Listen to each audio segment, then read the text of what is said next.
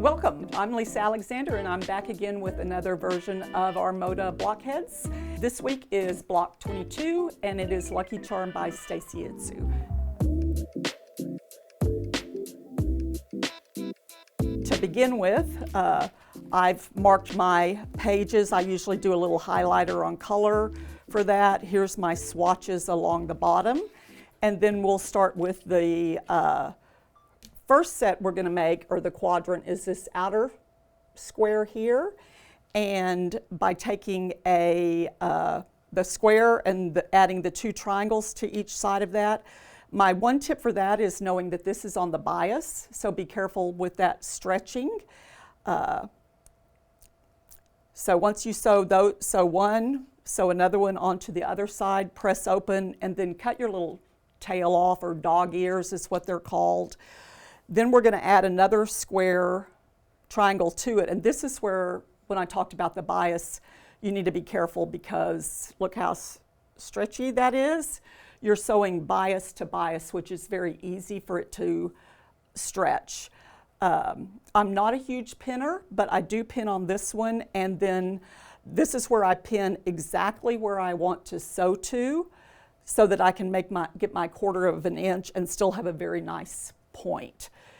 So if you like to pin, I would still go ahead and pin here and here, and take your time sewing that, and like I said, let the feed dogs feed it through versus you trying to pull and play with it. There is a little bit of room to trim, but not too much, and you don't want to stretch out your blocks. Then you'll have a finished block like this. Cut off your dog ears, and you're going to make 4 of these, and then I'm going to go over to the sewing machine and get my other ones ready for you for the next step. Okay, I'm back, and now we're going to do this next section on the block. So you're going to take a 4-inch square and mark down the middle of it, and sew 1/4 of an inch on each side of the square, and that's going to give you these little half square triangles. So then the next step will be adding your 3 3/4 inch square, right sides together, and again, same thing, mark down the middle, sew 1/4 of an inch on each side, and when you cut that apart, then you have this unit here. So that's what's going to make that. This will give you 2 of these, so you need a total of 4 of this unit. Okay, and then we're on to our 9 patches. So I have a little trick I want to show you on 9 patches. It's tough when writing a pattern and or doing instructions block by block to give you any really speed cutting kind of things, because we wanted you to have also the versatility to play with your fabric and create different things, but to try and strip piece some things for one block may not be that easy to write in a pattern. So I wanted to show you a trick I always do with 9 patches.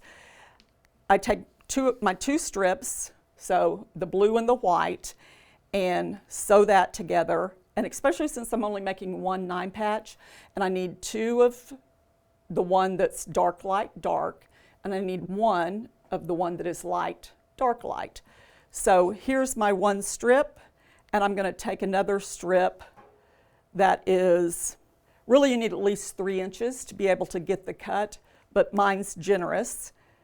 And I'm going to sew that on this side, and then I'm going to sew my light on this side. And then that, once I come in and cut those, it's going to already give me, the math is right and everything, to where I can get my sections for my 9 patch. Plus it's also, this is already pressed, and pressed to the dark. This one I'll press to the dark, and this side I'll press to the dark. So if I'm making a lot of 9 patches, I'll still sometimes do this with the whole entire length of a 45-inch strip and play around with that. Same thing works if I like to do scrappy. So same thing works on if you want to do scrappy 9 patches where you're just sewing different darks and lights on your main piece. So that's my little tip for today. Then really you're just going to need 1 9 patch.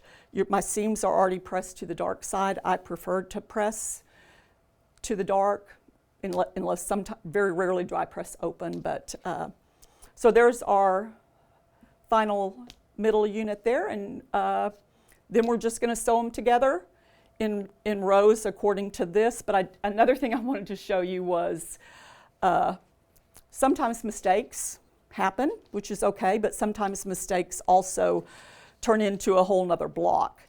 So when I was making this block, I accidentally took this centerpiece, which is here, and had it turned where the light goes to the outside. So this is more of the quilt block that's like a card trick. So see how they're the same but different? And so don't ever be afraid of a mistake, and play with it. This is also where I think Robin Pickens does such a great job with all her different color options, by just playing where your different fabric placements are. So that is my Lucky Charm block for today.